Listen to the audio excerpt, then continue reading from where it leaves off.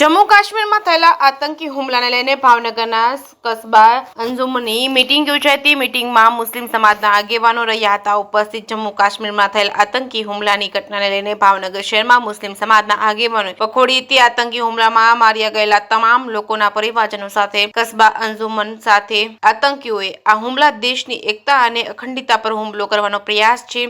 આવતીકાલે ભાવનગર શહેરમાં આવેલા 62 જેટલી મસ્જિદોમાં ઘટનામાં મૃત્યુ થયા છે તેમને દુઆઓ કરવામાં આવશે। ભાવનગરમાં સમસ્ત મુસ્લિમ સમાજ અને કસ્બા અંજુમન ઇસ્લામના આગેવાનો દ્વારા આ ઘટનાને અંજામ આપ્યો હતો। તેમને સખતમાં સખત સજા થવી જોઈએ અથવા તો ફાંસીની સજાની માંગ કરવામાં આવી છે। જે કેસની ગુજરાતી સાથે હિરેન ભાયાણી, ભાવનગર।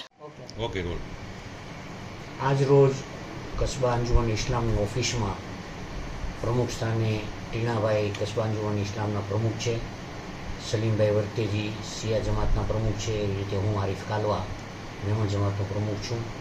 અને આજે અમારા જુમા મસ્જિદના પેશિમામ અને અકવાડાના પેશિમામ પણ અહીં હાજર છે। કાચી જમાત તરફથી રજાકભાઈ ચોકી આવ્યા છે, એવી રીતે મુસ્તુફાભાઈ આવ્યા છે, અશરફભાઈ છે, અલ્તાફભાઈ છે, અમે બધા ભેગા જે થયા છીએ, જે આગેવાનો છીએ।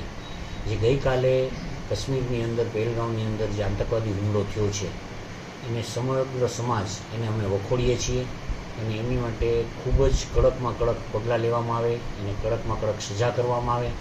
કારણ કે આ તો એક કાયરતાનું કામ છે। હું તો ત્યાં સુધી કહું છું કે કાયરો લોકોને પણ શરમાવે એટલી હદે નીચ કામ કરવામાં આવ્યું છે, જેને અમે મુસ્લિમ સમાજ સખત શબ્દોમાં વખોડીએ છીએ।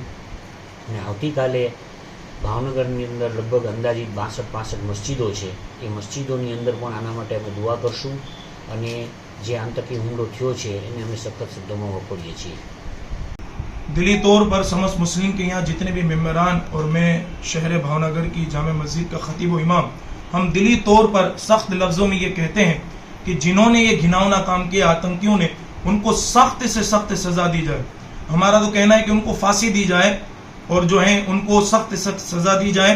और जो हिंदुस्तान के अंदर ये जो मुस्लिम और हिंदू की कौमी एकता जो है उसको जो तोड़ने का इन लोगों ने काम किया है, तो इस वजह से जो है इनको सख्त सख्त सजा दी जाए। और ये भी कहेंगे कि हिंदुस्तान के अंदर जितने भी समाज के लोग हैं, चाहे हिंदू है, मुसलमान है, सिख है, सबको जो है भाईचारा और अमन के साथ रहना चाहिए, क्योंकि ये काम आतंकियों का है और आतंकियों ने किया है। और आतंकी कभी भी किसी भी मजहब और किसी भी कल्चर से ताल्लुक रखने वाला नहीं होता, वो एक घिनौना और घटिया इंसान होता है। तो हम यही कहेंगे समस्त मुस्लिम कि इनको फांसी दी जाए और सख्त से सख्त इनके लिए पगले उठाए जाए। अस्सलाम वालेकुम व रहमतुल्लाहि तआला व बरकातहू।